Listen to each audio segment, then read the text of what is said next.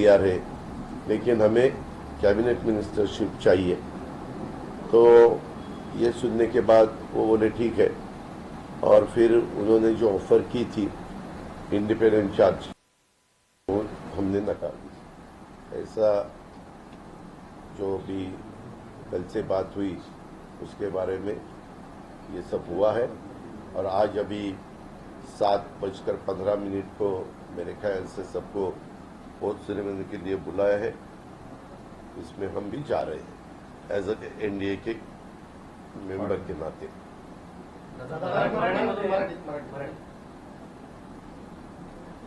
तो लोकसभेचा निकाल ज्यावेळेस लागला, लोकसभेचा निकाल लागल्यानंतर आपल्याला सगळ्यांना माहिती आहे की एनडीएची लगेचच मीटिंग बोलवलेली होती। म्हणजे 4ला निकाल लागत होता आणि 5ला बैठक बोलवली। मला काही 5ला लगेच जाता आलं नाही। मी आमच्या पार्टीचे प्रफुल्ल भाई आणि सुनील तटकरे साहेबांना सांगितलं की आपण दोघं जण त्या मीटिंगला जावा, मी पुढच्या मीटिंगला मग आपण सगळेच जाऊ।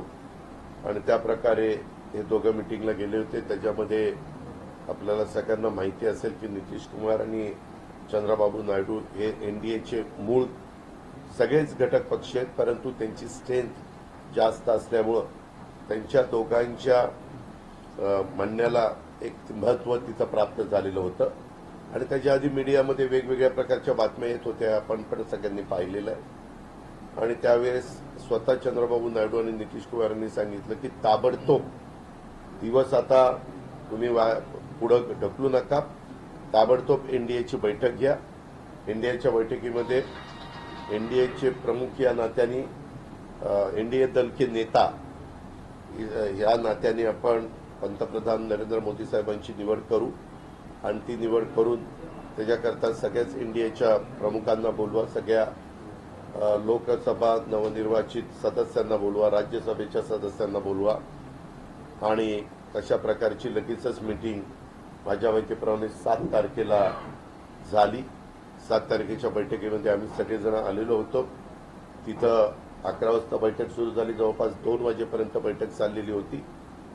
प्राईम मिनिस्टर स्वतः 12 वाजता आले आणि त्याच्यानंतर आम्ही सगळे प्रमुख एनडीएचे घटक हे नड्डाजी, राजनाथ सिंग, चंद्रबाबू नायडू, नितीश कुमार आणि अमित भाई असे सगळेच मिळून राष्ट्रपती महोदयांच्याकडे गेलो। राष्ट्रपती महोदयांनी पण आम्हाला वेळ दिलेली होती। तिथं आम्ही सगळ्या एनडीएच्या घटक पक्षांचं पत्र सादर केलं।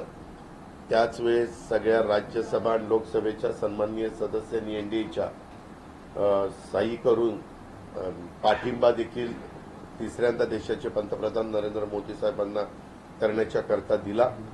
आणि त्याच्यात मोदी साहेबांनी पण नंतर मार्गदर्शन केलं।